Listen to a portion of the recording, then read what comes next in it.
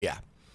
If peace and security for all Nigerians is still what you genuinely want for your countrymen, and you aren't secretly in support of the advancement of these jihadist groups, then by default, you should be on the side of any effort to bring about this needed peace by all means necessary. Ladies and gentlemen, Boko Haram and all its spring groups have been around since 2002. Ladies and gentlemen, it's been 23 years, and how many have died in their hands as a result?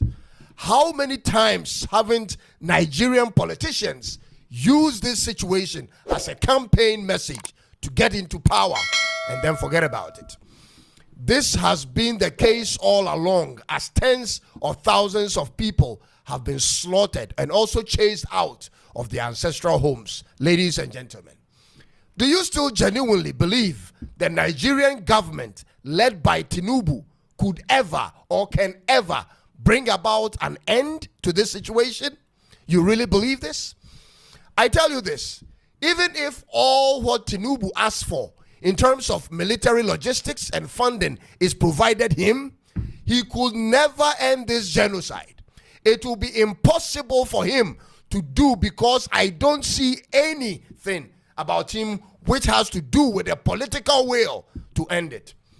After watching so many videos and reading about it and following up on what Trump said about sending troops to Nigeria, I've come to a conclusion on where the people of Nigeria stand, ladies and gentlemen. President Trump tonight is threatening to take action against Nigeria for what he says is the persecution and killing of Christians.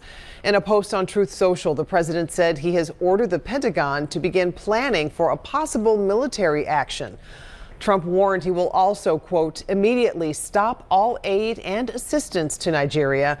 Nigeria's president says his country is not religiously intolerant.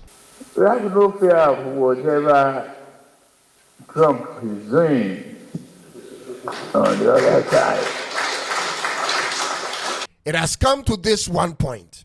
It is between Nigerians who secretly support these Fulani and other terrorist groups on one side and those who don't on the other. There is no middle ground in between them.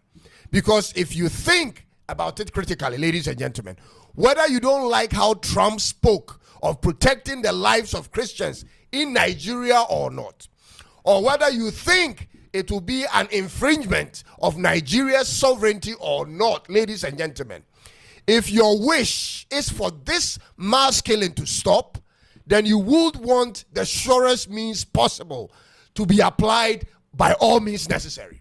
Do you foresee Tinubu do this, ladies and gentlemen? Do you foresee any particular person in Nigeria, be it a politician or a cleric, achieve this? Because I don't. And I wonder what your best alternative to seeing American troops come to Nigeria is. You better say it, ladies and gentlemen, if you have an alternative, because I don't see any other means. President Tinubu will be contesting for the 2027 elections in Nigeria.